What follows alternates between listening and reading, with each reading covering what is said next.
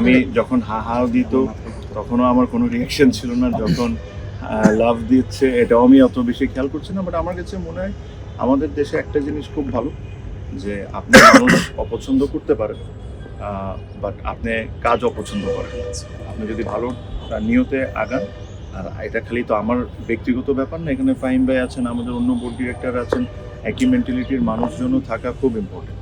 তো আপনি যদি ভালো কাজ করেন, মানুষ আপনাকে এমনি অ্যাপ্রিসিয়েট করবে। দ্যাট ইজ, আমি ওটা নিয়ে একদমই ওয়ারিড না।